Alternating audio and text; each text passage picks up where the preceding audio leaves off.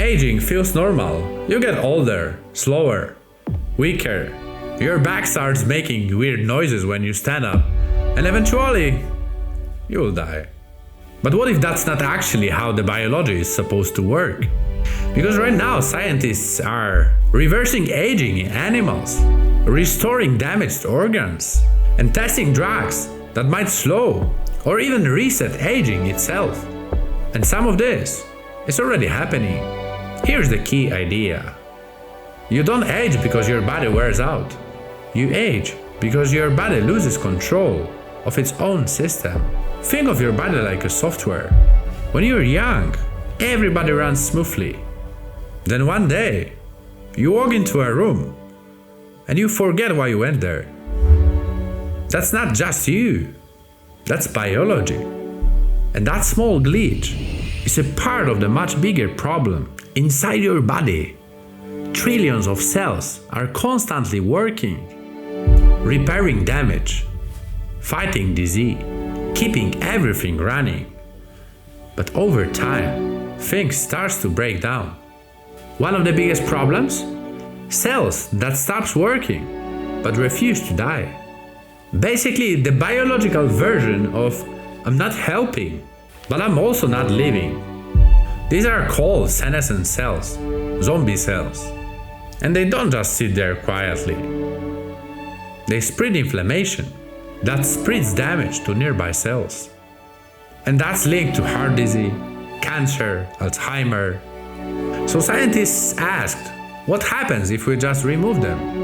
In animal studies, clearing these zombie cells didn't just extend life.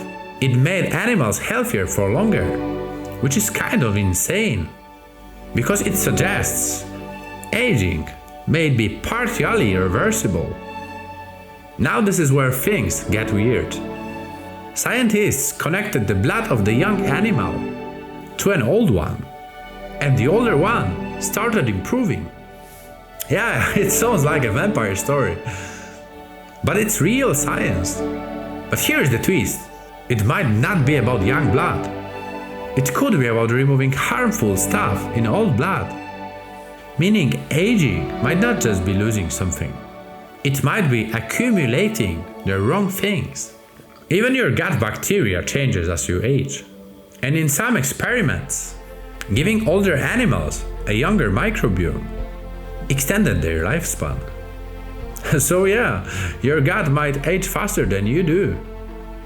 Now let's talk about something even more controversial. Anti-aging drugs. One of them is metformin, a drug already used by millions of people. It improves how your body handles energy and reduces inflammation. And some studies suggest people taking it have lower rates of age-related diseases.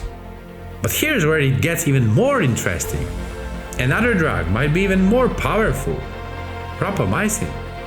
In multiple studies across different species, it has consistently extended lifespan. It works by telling your cells, stop growing and start repairing. Which, by the way, is the exact opposite of what most of us do after ordering food at 2 a.m. But it's not perfect. It can have side effects. So no, this isn't a magic pill. But here's the crazy part. The most powerful anti-aging tool might not be a drug at all. It's eating less. Caloric restriction has been shown for decades to extend lifespan in many species.